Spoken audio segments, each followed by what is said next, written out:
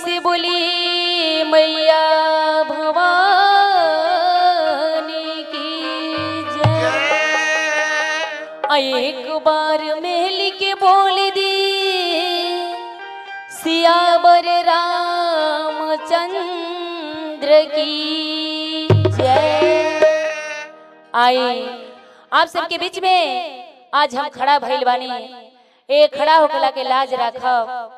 ए छोट बहन आप सबके बीच में खड़ा बिया। ये होली के गीत बहुत सुंदर लेके आइल बनी आप सबके बीच में। बड़ा प्रेम से सुनब और बड़ा प्यार से सुनब। आ गीत बढ़िया लागे तो कमेंट में हर हर महादेव जरूर लिखब। आ जाए के होई भैया। जय हो जय हो।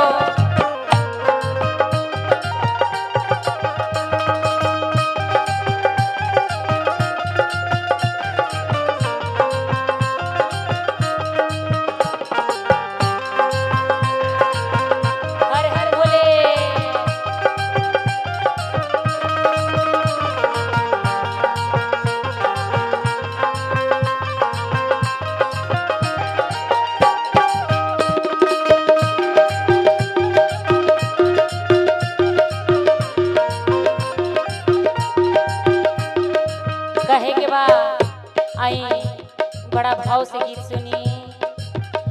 अरे राम पोने चले जस हो भरत जी के राजा बनाई दा।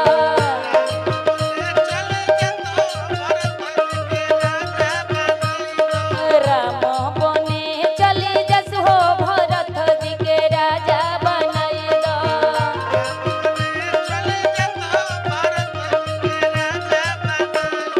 राजा बनाई दो हो राजा बनाई दो। राजा बनाई दो हो राजा बनाई दो। राम बने चले जस हो भरत जी के राजा बनाई दो।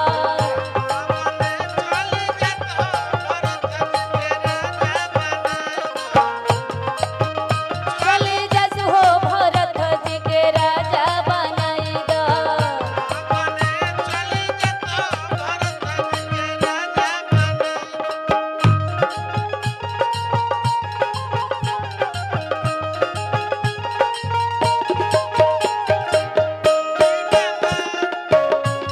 जय हो भैया बना रहे बना रहे।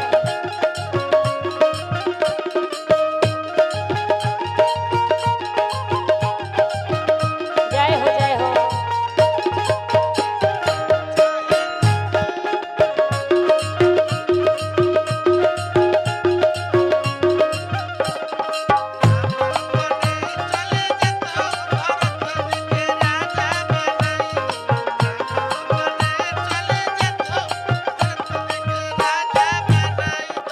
आए एह होली के गीत पर भगवान श्री राम जी के गीत पर हमरा चंद्रमा डॉक्टर भैया जी के तरफ से मुड़ियारी के धरती से बहुत बहुत पुरस्कार मिलल।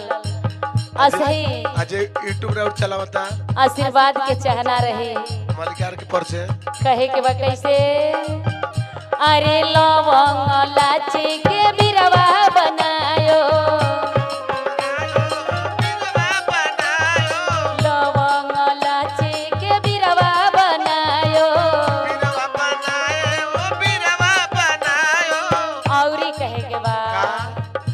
अरे बिरवो न चाहे कि राजा बनाई दो।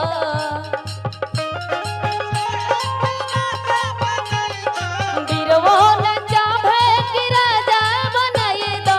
राम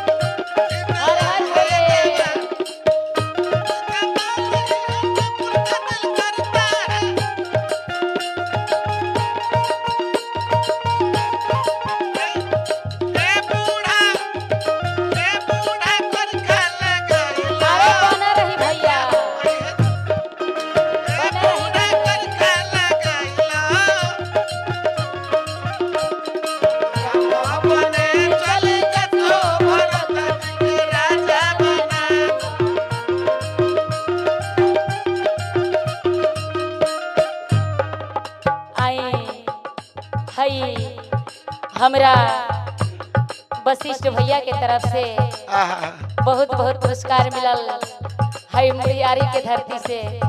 असही आशीर्वाद के चाहना रहे कहे के बा कैसे